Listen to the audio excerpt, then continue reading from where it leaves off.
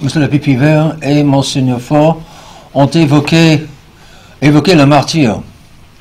Et je crois, si on cherche à sonder le mystère de la providence divine qui a permis une telle chute de l'Église et de la fraternité, et qui menace aussi la dite résistance.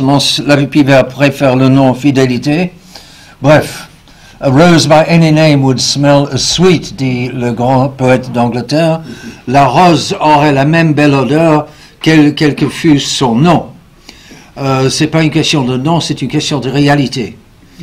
Donc, la réalité d'aujourd'hui, c'est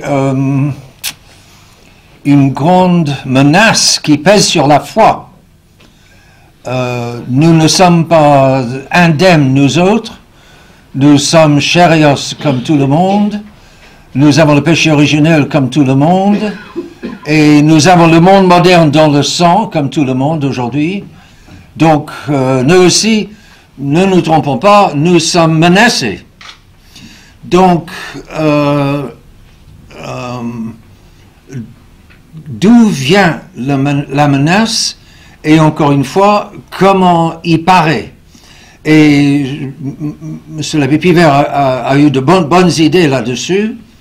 En effet, par dépit, a voulu, il est mort en 1968, dès ce temps-là, il disait, tout est fichu sauf la prière. Déjà, il disait ça. Et déjà, il voulait qu'on forme de petits groupes de prière. Alors, les choses n'ont pas beaucoup changé depuis. Évidemment, lui, un grand saint, il avait les yeux à rayons X des grands saints, et donc il voyait. Et nous autres, nous voyons la même chose aujourd'hui. Donc, la menace qui pèse sur nous tous pour sauver nos âmes, il y va de sauver nos âmes. Comme dit M.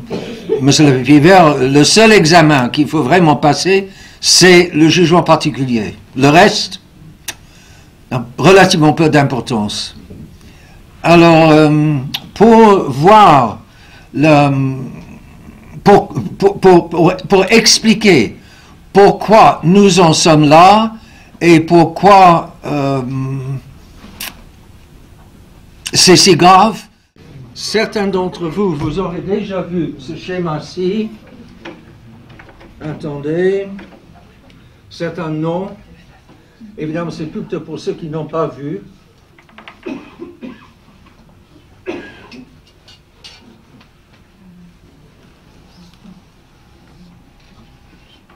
Qu'est-ce que c'est que ça? Non, flèche dans l'autre sens. Donc, ça c'est, croyez-le ou non, c'est l'histoire de l'humanité. Ça c'est Adam. Ça c'est Noé. Ça c'est Abraham. Ça c'est Moïse. Ça c'est Salomon. Ça c'est Esdras. Excusez-moi. Et cela c'est notre Seigneur Jésus-Christ. À savoir. Et ça c'est l'histoire de l'Église. L'Église qui tombe plus profondément que jamais. Disons, cela explique, ça, vu le péché originel, il suffit de comprendre le péché originel pour comprendre pourquoi nous en sommes là. Le bon Dieu crée Adam dans un état de perfection inimaginable pour nous autres. Mais il tombe. Pourquoi est-ce qu'il tombe?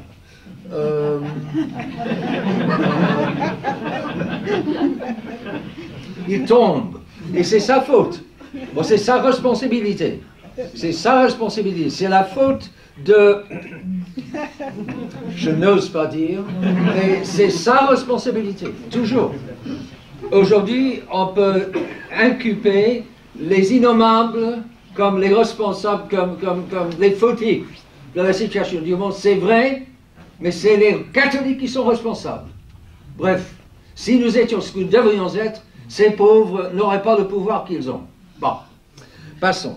Adam tombe, et au bout de 1000 ans, l'humanité est dans un tel problème, dans un tel Moïse, qu'il faut, le bon Dieu a besoin, pour sauver encore quelques âmes, il faut qu'il lave tout et recommence. C'est le déluge. Une intervention très grave, évidemment, au bout de 1000 ans.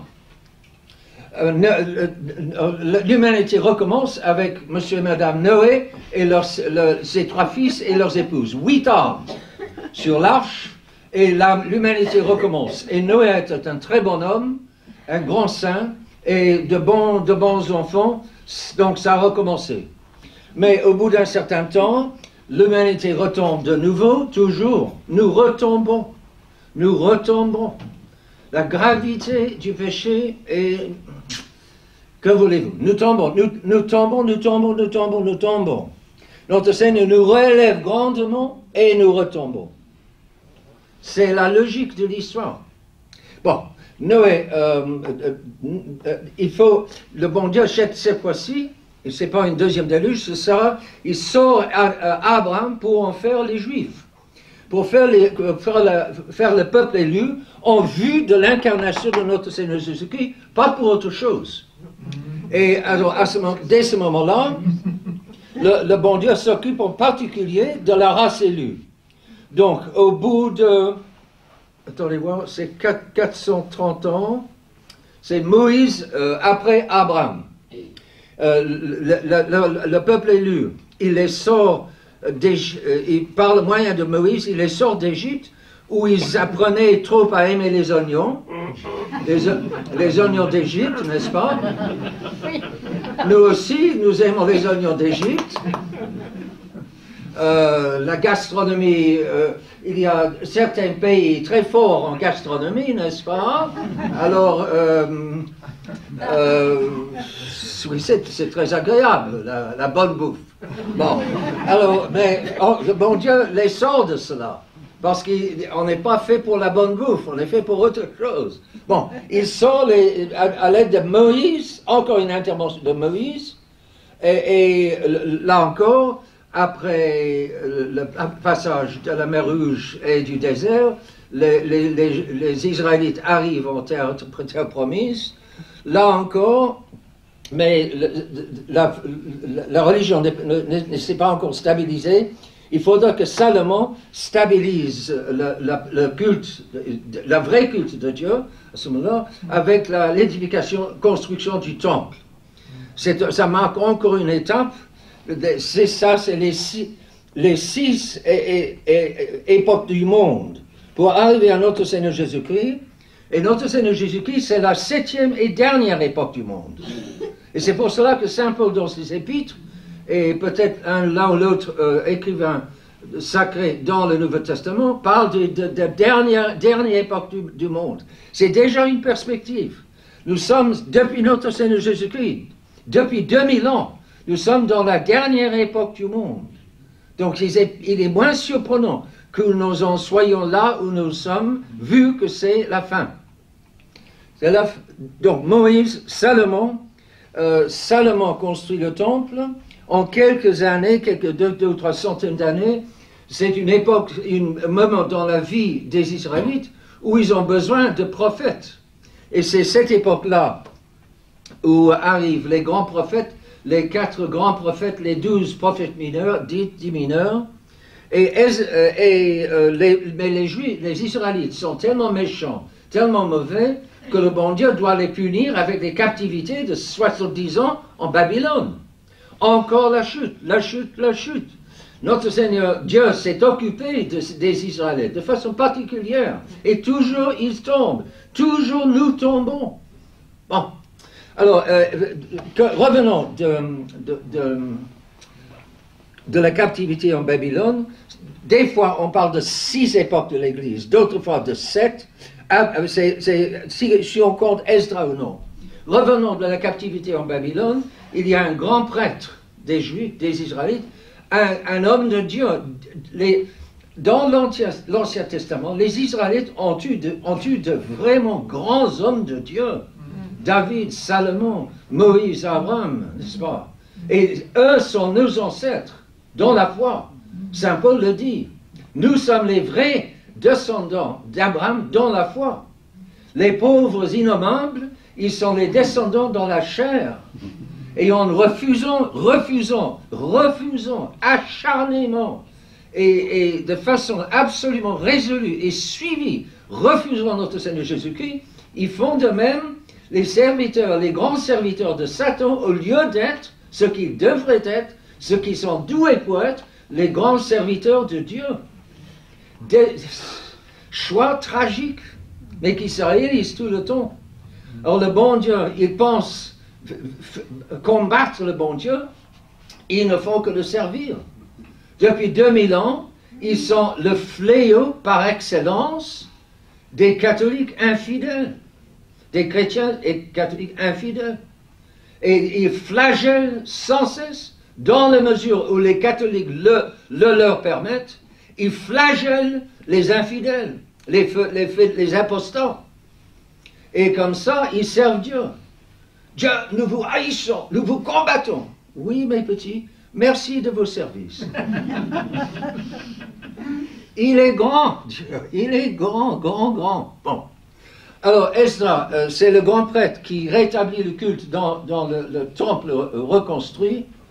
Et là, il y a encore une chute terrible. Les Israélites s'en enorgueillissent au point où les pharisiens et sadduciens et les scribes se préparent pour crucifier notre Seigneur Jésus-Christ. Leur Messie, prédit par Abraham, prédit depuis Adam, prédit en particulier par Abraham, à Moïse, c'est Dieu qui parle à Abraham et à Moïse du grand serviteur qui arrivera. Et ces citations sont dans l'Ancien Testament. Et dans toute synagogue d'aujourd'hui, vous trouvez ces anciens écrits avec l'Ancien Testament truqué en partie, mais on va quand même avec... Ils ne peuvent pas truquer toutes les citations qu'il y a dans l'Ancien Testament qui parlent de notre Seigneur qui viendra. Mais notre Seigneur vient et il le met à mort. Notre Seigneur, c'est évidemment la plus grande intervention de toutes. Noé, Abraham, Moïse, Salomon, Esdras, c'est chaque fois une belle intervention de Dieu pour relever une humanité pécheresse, mais il n'y a pas de comparaison avec l'incarnation de Dieu lui-même. Comme dans la parabole, le roi a envoyé d'abord des serviteurs, il a fini par envoyer son fils, ils ont mis à mort son fils, alors là, le roi en a eu assez et il met à mort. Alors le bon Dieu a bien puni les pauvres Israélites avec leur malédiction, la malédiction qui pèse sur eux, la malédiction de ne pouvoir faire autre que, dans leur propre esprit, combattre Dieu, lutter contre Dieu. Où doivent-ils terminer tous ces pauvres? Le grand nombre en tout cas, le très grand nombre, en enfer. Alors notre Seigneur vient et c'est le début de l'Église. Nous passons à l'histoire de l'Église. Alors là encore, attendez voir, l'histoire de l'Église,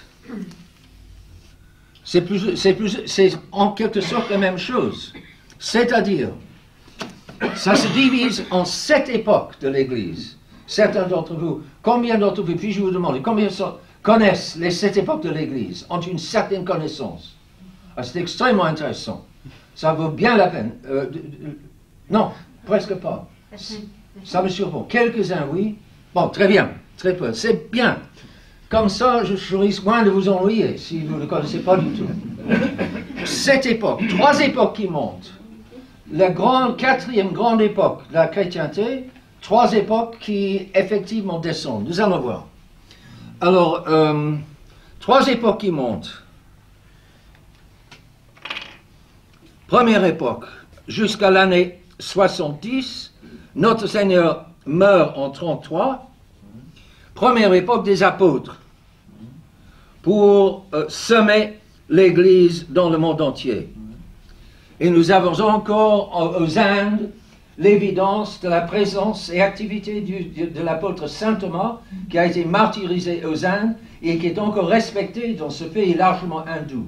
Mais il paraît régulièrement sur les timbres nationaux, les uns sont, de façon écuménique, ils sont fiers d'avoir eu un des apôtres, grands apôtres chrétiens, Saint Thomas. Ils les ont mis en mort, mais enfin, quand même, les apôtres allaient partout et semaient partout l'évangile grâce à une énorme effusion de grâce sur les hommes suite à la vie et mort de notre Seigneur sur terre. Deuxième époque de l'Église, c'est l'époque des martyrs. De 70, Saint Paul et Saint Pierre se font martyriser à Rome 63, 64, je pense, sous Néron. Mais 70, c'est l'année où le temple de Salomon, le temple reconstruit, le deuxième temple, a été rasé par les Romains. Le général romain ne voulait pas détruire le temple, mais un soldat a jeté un bouleau à travers une fenêtre du temple et ça a commencé à brûler. C'était la providence. Et avec la destruction du temple, la vieille religion de Moïse, la religion mosaïque, qui était la vraie, jusqu'au moment de la mort de notre Seigneur en croix. À ce moment-là, à ce moment précis, l'Ancien Testament est remplacé par le Nouveau Testament. Le Nouveau Testament est installé, une grande effusion de grâce pour les apôtres et puis pour les martyrs. Lisez les actes des martyrs.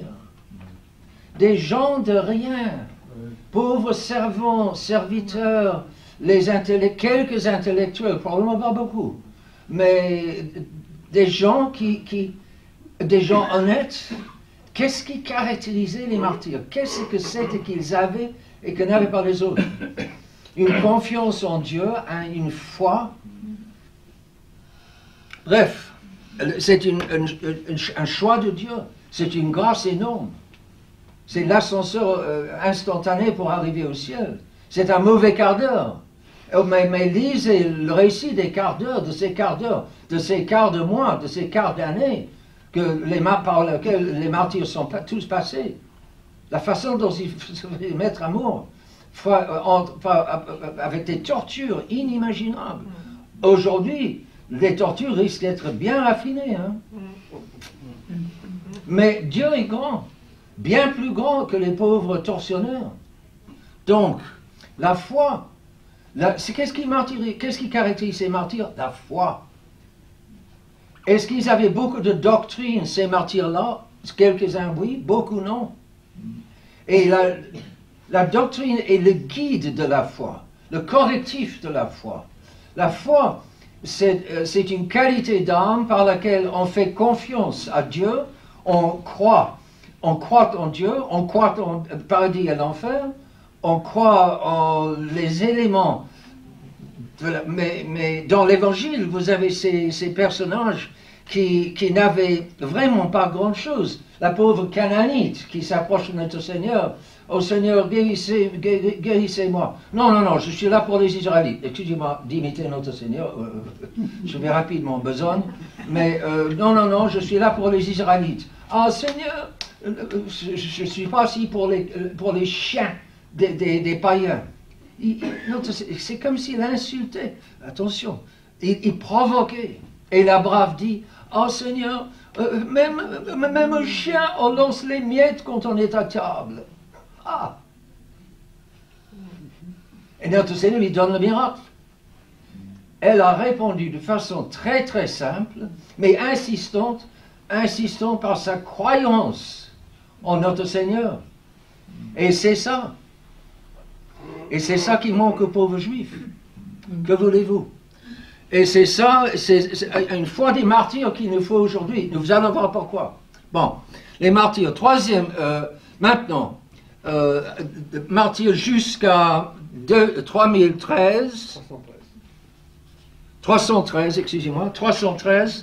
l'édit de Milan, où l'empereur Constantin fait du christianisme la religion officielle de Rome. Jusque-là, elle avait été la religion défendue, prohibée à Rome. Maintenant, c'est là elle est permise comme une autre religion, et avant la fin de ce même siècle, ce sera la seule religion permise à Rome. Pourquoi? À cause des martyrs. Ce sont les martyrs qui ont payé de leur sang ce grand changement de la société, cet énorme changement, la normalisation du christianisme. Aujourd'hui, nous vivons la dénormalisation du christianisme. Et on perd, sans s'en rendre compte, on veut perdre et on perd la religion de notre Seigneur Jésus-Christ, on perd le comportement qui suit la foi en notre Seigneur Jésus-Christ. La foi s'est évaporée et maintenant ce sont les mœurs qui s'évaporent après. Il n'y a plus de mœurs chrétiennes et il n'y a plus de comportement chrétien, ou de moins en moins, et le monde devient infernal. Sans notre Seigneur, infernal. Les francs-maçons ont pensé qu'ils pouvaient jouir des fruits de notre Seigneur tout en reniant lui-même, en le reniant lui-même. Ça ne marche pas. C'est vouloir les fruits sans les racines. Les racines, c'est la foi et la doctrine, la foi en la doctrine, la foi dirigée par la doctrine. Le fruit, c'est le comportement chrétien qui faisait la douce France d'hier ou d'avant-hier. Pourquoi la douce France? Parce qu'elle était catholique, pas autre chose. Maintenant, c'est la méchante France. La France tout autre que douce, n'est-ce pas? Il y a encore les traces de la douce France, mais elle disparaît avec chaque journée qui passe. Parce qu'on ne veut pas plus de notre Seigneur. Et tous les grands problèmes humains aujourd'hui sont des problèmes de l'absence de Dieu. Alors, essayez de dire aux gens, vous avez un problème avec la drogue, vous avez un problème avec l'immoralité, vous avez un problème avec ceci, cela, retournez à Dieu. Ah non, ça non. On se souvient des Byzantins qui, au moment de la chute de Byzance, en 453, Rome leur offrait de l'aide. Et ils disaient, plutôt le Turc que la tiare. La tiare qui était du pape. Plutôt que et aux États-Unis, après la Deuxième Guerre mondiale, n'est-ce pas, il y avait des catholiques qui disaient, écoutez, il y a un problème dans la société moderne, que le général MacArthur, à bord du navire, je ne sais plus, où les Japonais ont signé leur surrender, General MacArthur, ma franc-maçon, mais il était bien conscient qu'il y avait un problème spirituel à résoudre et qu'il fallait résoudre. Et il a fait venir des prêtres catholiques au Japon après la guerre. Mais c'était, enfin, ça c'est une autre histoire. Ça n'a pas marché. Il était franc-maçon. Et le monde entier tout autour était franc-maçon. Alors les francs-maçons ont gagné. Alors, pour le moment en tout cas, 313, le christianisme triomphe grâce aux martyrs. Le diable doit changer de tactique. C'est la troisième époque de l'Église, l'époque des docteurs. C'est-à-dire, c'est l'époque où on a eu Saint Augustin, Saint Jérôme, Saint Athanase, Saint Basile, Saint Grégoire de Nazian, Saint Grégoire de Nice, et Saint Chrysostome, j'ai cité peut-être, bref, les grands docteurs, parce que maintenant le diable attaque par l'intelligence. Il ne peut plus attaquer par le corps, parce que maintenant la police est du côté des chrétiens et n'est plus contre les chrétiens. Alors il n'y a plus de lions, il n'y a plus de festivité de la bouffe des chrétiens par les lions dans le Colisée. L'Empire s'est livré au Christ. Alors maintenant, il faut que le diable attaque la doctrine. Et c'est ce qu'il fait ensuite par les grandes hérésies de cette époque. Hérésie arienne, Arius, maintée par saint Athanase, et Dieu suscite les docteurs pour contrecarrer les grandes hérésies. Les grandes hérésies, des docteurs, Nestor, grand hérétique, qui nie la divinité de notre Seigneur Jésus-Christ, et il a contre lui Saint excusez-moi, je ne me souviens plus quel exactement. Mais en tout cas, l'Église finit par vaincre et dans le domaine des corps et dans le domaine des esprits, et elle entre dans sa belle époque, qui est le 4e époque de l'Église, et c'est la chrétienté. Le Moyen Âge, autrement dit, qui commence plus ou moins 500. Il n'y a qu'un des grands docteurs latins qui est après le 500, et c'est Saint Grégoire le Grand. Mais dans cette époque-là, il y a relativement peu d'hérésie. Il y a les albigeois au milieu de la France, mais pas beaucoup d'autres hérésies. Là encore, le bon Dieu a fait des cadeaux pour qu'on dépasse ces problèmes, on les dépasse, on entre dans une nouvelle époque. Maintenant, c'est 517, c'est Luther. Alors, à cette belle époque du triomphe de l'Église, mais avec sa décadence. Et il y a des saints qui sont conscients à ce moment de cette décadence.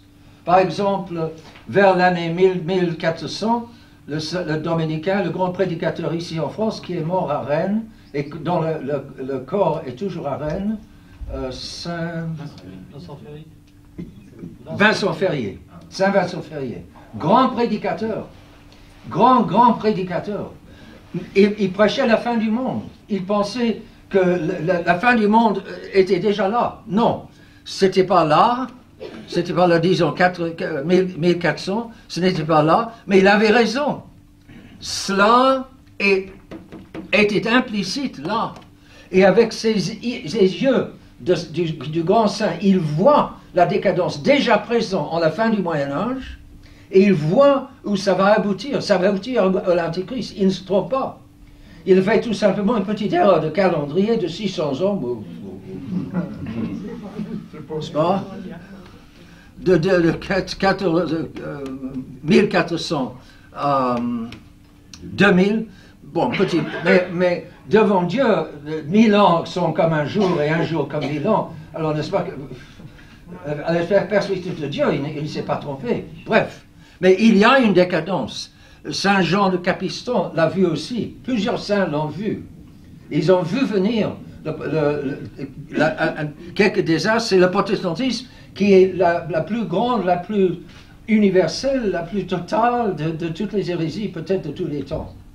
Et qui n'est dépassé d'une certaine façon que par le modernisme, pour sa subtilité, hypocrisie et perversion.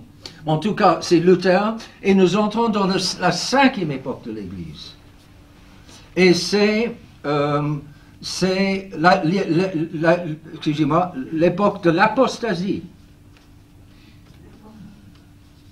Et cette époque de l'apostasie a 3 grands épisodes.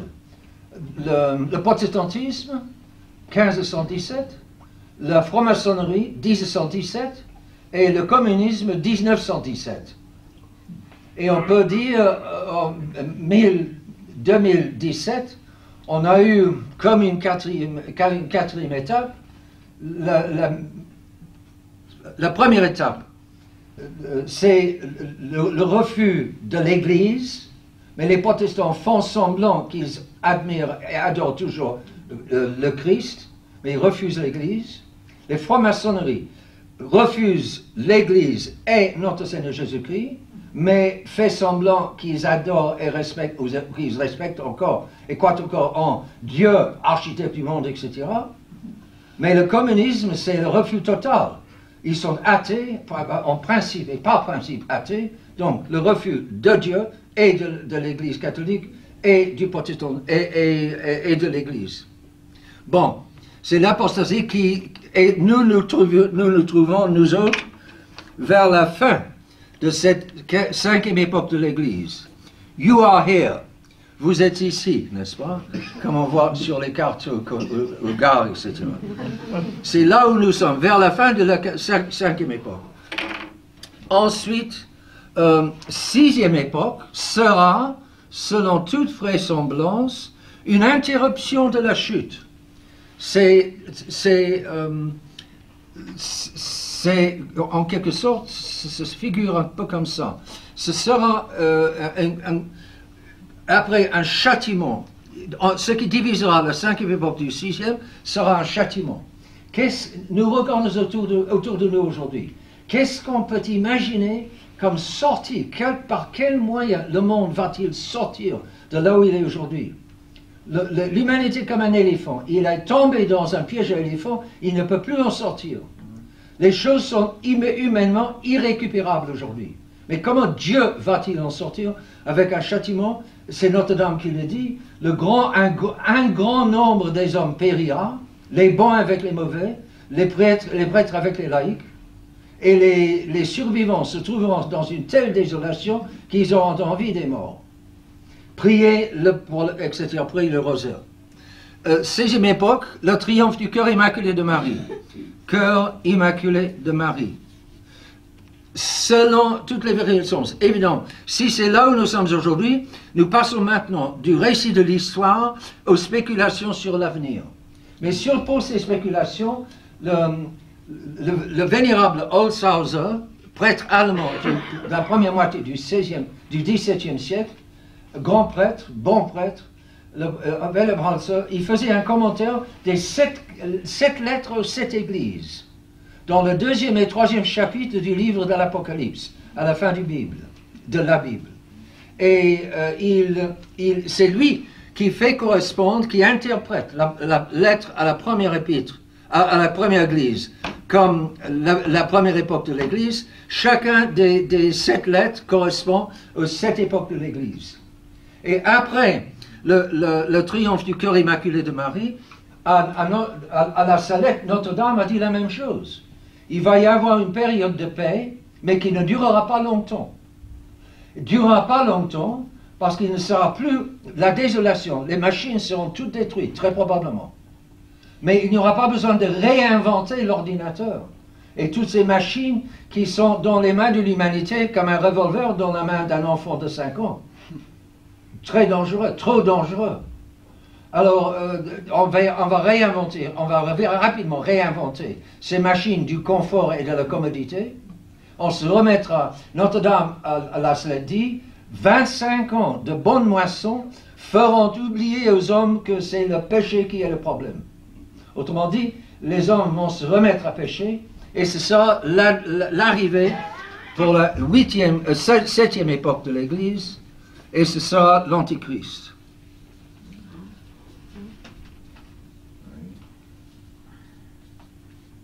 Donc, il y a plusieurs choses très satisfaisantes dans ce schéma, si vous voulez, cette présentation de l'histoire de l'Église. Jean Vacquier, grand étudiant, laïque, français, catholique, qui serait mort il y a 15 ans de là, il disait, tout est dans Holzhauser.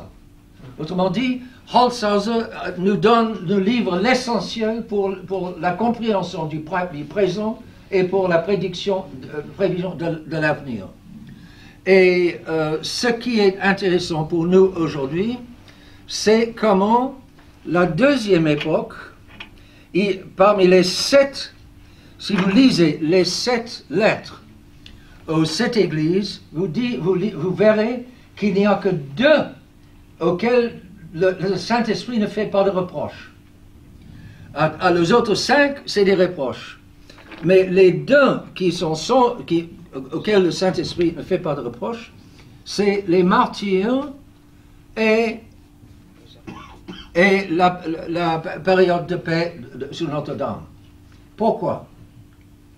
Parce que lorsque quelqu'un est sur le point de descendre dans la gueule d'un lion, c'est pas tout à fait le moment de lui faire des reproches.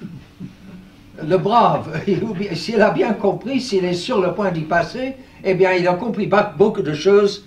Il n'a pas besoin du catéchisme en ce moment-là. Bon. Alors, le Saint-Esprit n'a que des encouragements pour la 2e église, c'est l'église de Smyrne, je pense. Il n'a que des encouragements. pour l'église de Sardes, non, ça c'est Sardes, Philadelphie, juste. L'église de Philadelphie, c'est nous autres, l'église de Sardes. Veillez à sauver ce qui peut encore être sauvé. L'instruction du Saint-Esprit à la 5e époque, depuis le protestantisme, qu'est-ce qui est plus apte? Sauver ce qui est sur le point de périr. Aujourd'hui, nous, sauver encore ce qui est sur le point de périr. La fraternité Saint-Pédiste glisse, toute l'Église se fait attraper dans un scandale gigantesque, scandale d'un genre dans lequel la fraternité risque de se trouver dans quelques années. Hein. Elle enclenche le chemin de Vatican II et va finir là où Vatican II a fini. Ça, probablement, on ne souhaite absolument pas, mais c'est vraisemblable. Mais ici, donc, ce que nous vivons aujourd'hui correspond à l'époque des martyrs. Alors, attendons-nous, à la fin de cette époque, attendons-nous aux martyrs. C'est dans la logique. Le nouvel ordre mondial est un système satanique. Tout dernièrement, le pape s'est présenté au synode de la jeunesse, pour la jeunesse, avec une crosse qui n'est pas une crosse. C'est ce qu'on appelle, au moins en anglais, a stang, S-T-A-N-G. Moi, je n'ai jamais connu ce mot. Mais vous voyez dans les images, c'est un bâton avec un V en haut. On taille le bâton, le bois de l'arbre de façon à ce que on a un bâton en bas et puis qui fait V en haut. Et dans l'une branche, il y a un clou qui passe peut-être dans l'autre aussi, évoquant le crucifixion de notre Seigneur Jésus-Christ. Il doit y avoir une figure humaine là. Les experts en satanisme disent, vous trouverez cela à l'Internet. L'Internet est plein d'ordures, mais aussi il y a des vérités là qui ne peuvent plus paraître ailleurs. Alors si vous voulez savoir, s'il y a certaines vérités que vous cherchez, vous pourriez encore les trouver à l'Internet. Vous ne les trouvez plus dans les librairies, ni dans les bibliothèques, ni à la télévision, ni etc., ni dans les journaux, mais à l'Internet. Alors voilà, c'est satanique. Le pape se promène en public avec une chose satanique. La mitre de Benoît XVI avait le dieu païen Pan là-dessus. Le Vatican est entre les mains des satanistes. C'est grave à ce point-là. Déjà depuis des dizaines d'années, on dit qu'il y a 4 loges maçonniques à l'intérieur du Vatican. En 1963, l'ancien jésuite Malachy Martin, irlandais, réfugié aux États-Unis, Malachy Martin disait qu'il y avait eu au Vatican une cérémonie d'intronisation de Satan. Et Paul VI ne pouvait rien y faire. C'est dans le roman Windswept House, la maison balayée par les vents. Vous pouvez chercher pour vous-même, si vous en avez envie. Si vous vivez dans la fantaisie, nom du ciel, mettez-vous au courant de tous ces détails qui se trouvent, qui sont accessibles à l'Internet. Et prenons-en compte pour nous-mêmes. Nous vivons d'une époque où nous sommes très menacés. Le système avance tous les jours. Aux États-Unis, l'Église est folle avec ce scandale. Le monde est fou avec la manière dont dont a été conduite l'élection de M. Kavanaugh pour la Cour suprême des États-Unis. La gauche s'est déchaînée contre ce pauvre. Et on a fouillé dans son passé pour trouver n'importe quoi pour l'accuser. On fait une bêtise sur ses 15 ans, 16 ans de son adolescence. Une petite bêtise qui n'a abouti à rien de grave. Mais la pauvre femme éplorée. Maintenant une femme, oh, oh, oh, j'ai été menacée, rien ne s'est passé. Quoi, madame, rien ne s'est passé?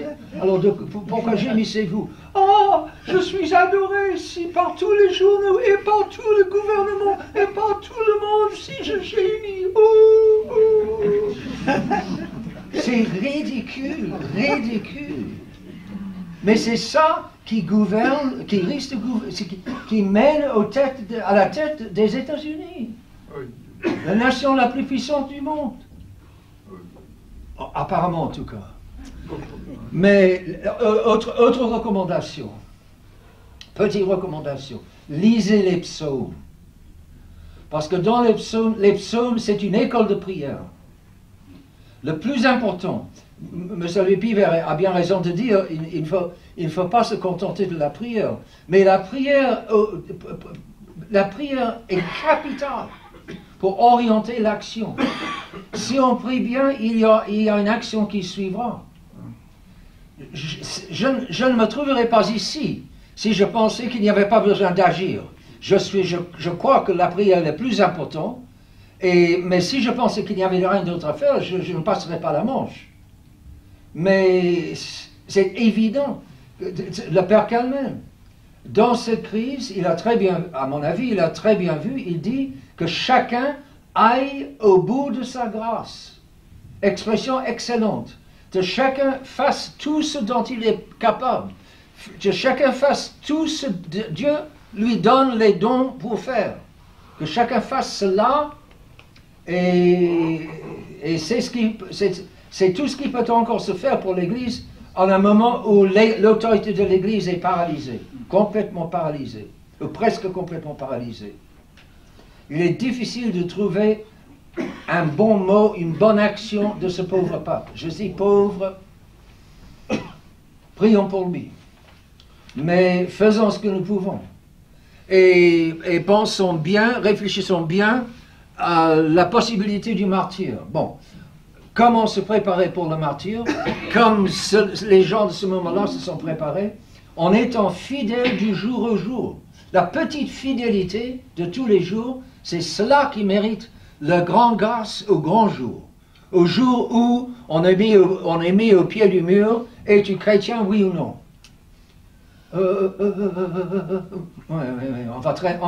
On va trembler, hein, parce qu'on sera menacé etc. Bref, je n'ai pas besoin d'évoquer. Les psaumes, tout est dans les prières, tout est dans les prières des psaumes. La confiance en Dieu, je pense en particulier à la confiance en Dieu. Et c'est ça qui est capital aujourd'hui. Ne perdons pas la foi en Dieu. Dieu sait exactement ce qu'il fait. Il est toujours complètement et absolument maître du jeu. Tout ce qui est mal, le mal n'est pas sa faute. C'est la faute à nous autres hommes. Il le permet parce qu'il va en tirer un grand triomphe de l'Église, un grand triomphe de sa mère, le triomphe du cœur immaculé de Marie. À la fin, mon cœur immaculé triomphera. Et les dimensions de ce triomphe seront proportionnées aux dimensions du mal d'aujourd'hui. Donc, courage. Et ce que nous pouvons faire aujourd'hui, soutenez la petite résistance ici à Paris. Elle n'est pas grande chose. La messe tous les 2 semaines. Mais c'est incroyable. Paris, un grand centre de la chrétienté. Et il n'y a plus assez, il n'y a plus les 10 âmes justes d'Abraham pour susciter et pour construire une chapelle ou quelque chose comme ça. Soutenir la résistance, c'est un petit effort, c'est un rien de rien, mais le bon Dieu fait de grandes choses avec le rien. Oh mais Excellence, je suis un rien. Parfait, vous êtes bien indiqué, vous avez la vocation de servir Dieu. Plus on est rien aujourd'hui, mieux on est apte. Plus on est vide de soi-même, mieux Dieu peut nous remplir. C'est ce que dit Saint Paul. Je vais me vanter, non pas dans mes énormes qualités de juif, fils d'Abraham, de tribu de Benjamin, etc. Je vais me vanter de mes faiblesses, dit Saint Paul. Deuxième aux Corinthiens. Alors, beaucoup de courage. Finalement, on me demande si je suis sédévacantiste. Non, non, je crois que Dieu est très grand, la vérité est très grande, et ils n'ont pas besoin d'un bon pape pour faire vivre l'Église. Et les deux, la vérité et Dieu, peuvent bien survivre même un pape assez mauvais, à vue humaine assez mauvais. Bon, enfin bref, bon. Laissons sous ces choses, mais en tout cas, et la structure de l'Église a besoin d'un chef. Quoi qu'on fasse, il n'y a rien à faire. Même aujourd'hui, il sert pour tenir. Écoutez, ça grince le dire comme ça, parce qu'il ne tient pas. Il fait tout pour détruire. Mais quand même, il y a les restes de la structure de l'Église de notre Seigneur Jésus-Christ là. Ce n'est que des restes. Bon, mais en tout cas, je ne crois pas que le siège soit vacant. Parce que, comme disent certains, Benoît XVI est toujours vivant. Alors Benoît XVI, on dit bien, Benoît XVI partage les mêmes principes que le pape François, comme tous les papes conciliaires, mais dans Benoît, il y a eu quand même une certaine bonne volonté. Il est difficile de dire du bien des modernistes, parce que le modernisme est tellement pervers. Mais quand même, humainement vu, le bon sens dit qu'il avait certains, et ce n'était pas seulement pour tromper.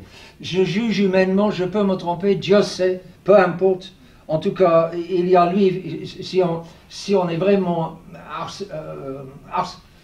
harcelé par la tentation du sang de l'occultisme, recourir à Benoît XVI, il est toujours là. Peut-être que c'est lui le vrai pape, peut-être que celui-ci est un antipape. L'Église va le dire. Nous ne pouvons pas le dire, nous ne pouvons pas le prononcer, mais l'Église le dira. Peut-être, mais peut-être. C'est ce que disait Monseigneur Lefebvre. Peut-être que l'Église va condamner ces papes conciliaires, mais nous n'en sommes pas capables. Et pour le moment, le plus prudent, c'est d'agir comme s'ils sont des papes. Sagesse de Monseigneur Lefebvre, sagesse fructueuse, il a porté de très bons fruits. Quels fruits portent les sédévacantistes portent-ils? Je vous laisse y réfléchir. Est-ce que je suis nuciste? C'est-à-dire non unacum ist, N-U-C, non unacum. Non, je ne suis pas nuciste. On m'entendrait prononcer le nom de ce pape dans la messe, non pas parce que je crois qu'il le mérite, mais par son office. Pas pour sa personne, mais pour son office. Je crois, selon les apparences, il occupe l'office, ça suffit. Je prie pour tout ce qui est bien catholique en lui, mais pour le reste, le latin dit non pas nécessairement qu'on célèbre la messe avec lui, mais on prie pour lui. Ça, c'est autre chose. Rien ne nous empêche de prier pour lui. En algèbre, pour A plus B. Qu'est-ce que ça signifie? Ça signifie pour A, pour B, n'est-ce pas? Bon, pour A, unacum B. Qu'est-ce que c'est? C'est pour A et pour B. Je prie pour l'Église et pour le pape. Bon, je ne suis pas noukiste non plus. Et puis, est-ce que je suis d'accord avec la façon dont, on pose la question, est-ce que je suis d'accord avec la façon dont Monseigneur Faure conduit le séminaire? Eh bien, oui, tout à fait. On n'est pas des ennemis. on est des amis depuis 40 ans. On est des confrères depuis 40 ans maintenant. Et il dit, personnellement, je viens de passer par le séminaire il y a quelques jours, 2 semaines peut-être, et ce sont de braves garçons qui répètent, qui refont l'église, le séminaire comme je l'ai connu à École. Ce qui les aide beaucoup, comme dit Monseigneur Faure, c'est l'enseignement des dominicains, c'est la bonne doctrine qui prépare de bons prêtres. Alors, est-ce que ces jeunes auront la sagesse dans le sang pour ne pas tomber dans la piège où est tombée la Fratrice Sapidis et l'Église officielle? Moi, je ne me promets pas à moi que je vais survivre dans la foi. alors, je ne promets pas à ces braves séminaristes, mais pour le moment, ils se donnent à Dieu, on s'occupe d'eux, on s'occupe bien d'eux. Je n'ai pas de querelle. Et je prie personnellement, pour vous dire, je prie tous les 3 jours un chapelet pour le séminaire.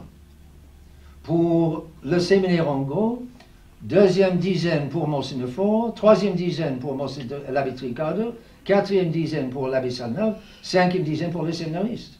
Bon, je vous dis ça tout simplement pour vous dire si je suis d'accord avec ce que fait Monseigneur Faure. Réponse, oui, je suis d'accord avec ce qu'il fait.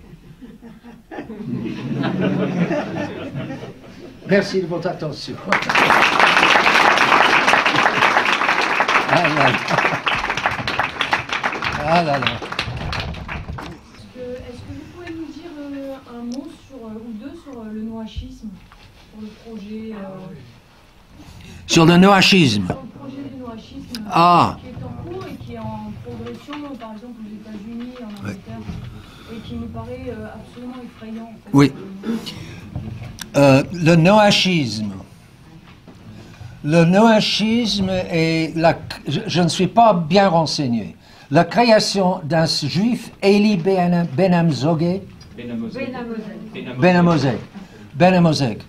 c'est la loi de Noé en 7 commandements qui va pour les goyim, c'est nous autres, la bétail, autrement dit les non-juifs. C'est la législation rudimentaire préparée par les juifs pour le moment où ils vont mettre en esclavage les pauvres non-juifs. Ça, c'est la vision des juifs depuis des années. Que tout non-juif soit un esclave, que tout juif soit un roi. Voilà. Bon. Bon. Alors, je ne sais pas comment ça doit marcher, mais lorsque les Juifs seront au pouvoir, ils n'en sont pas loin déjà, mais quand ils seront au pouvoir, ils oublient qu'il y a un Dieu. Ils envisagent d'arriver au pouvoir. Et quand ils seront au pouvoir, ils nous soumettront, nous autres non-juifs, à ce système très rudimentaire de 7 commandements. Les 7, je ne connais pas l'un après l'autre. Premier, ce sera quelque chose comme, premier commandement de la loi noachide, quelque chose comme respecter les officiels. Les officiels seront des pharisiens, autrement dit des juifs. Donc, le respect des juifs. Ensuite, quelque chose comme, pas d'assassinat, pas d'adultère peut-être, mensonge n'est plus défendu. Le 8e commandement chez nous, il n'apparaît plus dans les lois. Bref, c'est très rudimentaire, mais c'est comme un système pour gouverner le bétail, qui permettra aux Juifs de maintenir leur suprématie totale sur le bétail. Il commence déjà. Oui. Alors ça, je n'en suis pas au courant des détails de comment cela on va faire avancer ici en France, je n'en sais rien. Mais je crois que aux États-Unis, cela a été établi dans la loi, dans le droit, il y a 20-30 ans. Parce que les députés américains, ils pensent, oh, c'est un truc des Juifs, je veux être réélu dans mon département, il me faut le soutien des Juifs, donc je ne vois pas de mal dans ce machin qui ne va pas se réaliser tout de suite, et même ce ne se réalisera pas jamais, ça me semble complètement loufoque, mais enfin, je vote pour, parce que comme ça, je serai réélu. Plus ou moins, je caricature, mais je crois que c'est plus ou moins cela. Alors, mais le nouvel ordre mondial procède comme cela. Ils établissent dans la législation une loi dormante qui doit dormir pendant 10, 20, 15, 30, 40 ans, jusqu'au moment où on pourra dire au peuple américain, mais cette loi, c'est déjà dans le Congrès, le Congrès l'a approuvée il y a des années. Qu'est-ce qu'il y a d'anormal à cela? Vous l'avez déjà voté il y a des années. Et alors, on activera la loi dormante au moment voulu, Et comme ça, on va procéder à l'esclavage, à l'esclavagisme, à rendre en esclavage, à mettre en esclavage tous les non-juifs. C'est tout ce que je sais sur la Noachide. C'est de très mauvais augure, mais c'est pas encore tout à fait mûr. Il y a beaucoup de très bons fascicules accessibles chez les Dominicains d'Avrier. Pourquoi Noé? Bonne question. Cela a été il n'a eu ouvertement rien à voir avec le Christ. Il a été un homme de Dieu. Il a été un grand homme de Dieu. Et il a présidé à toute cette histoire du monde, en quelque sorte. C'est lui qui est le chef de l'humanité lavée, on peut dire.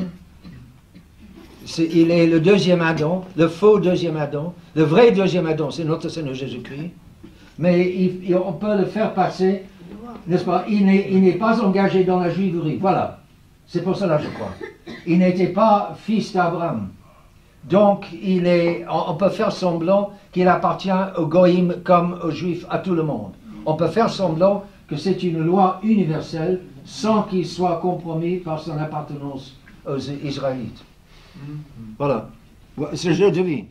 C'est l'eau qui a lavé au moment de Noé, et ce serait le feu qui lavera à la fin qui lavera, pour ainsi dire, à la fin de la 5e époque.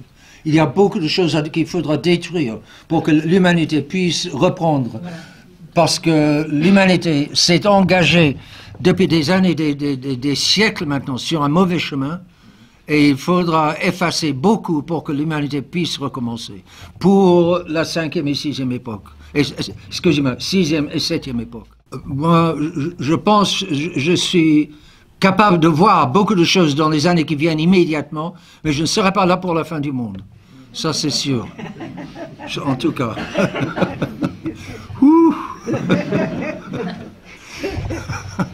Je ne regrette, franchement, je ne regrette pas. Enfin, Dieu fera comme il voudra. Il pourra me faire y passer s'il veut. Hein. Bon, bref, y a-t-il d'autres questions? Voilà.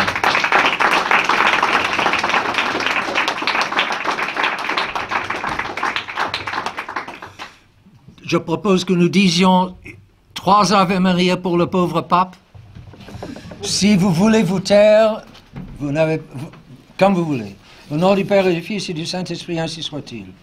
Je vous salue Marie, pleine de grâce, le Seigneur est avec vous. Vous êtes bénie entre toutes les femmes, et Jésus, le fruit de vos entrailles, est béni.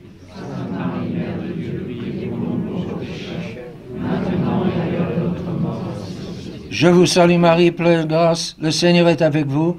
Vous êtes bénie entre toutes les femmes, et Jésus, le fruit de vos entrailles, est béni.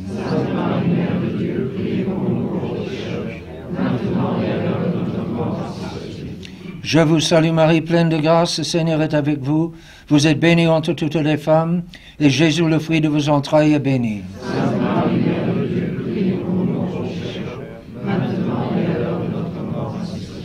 Et une bénédiction si vous voulez. Benedictio Dei omnipotentus, Patris et Filii et Spiritus Sancti, descendat super vos et manet semper. Amen.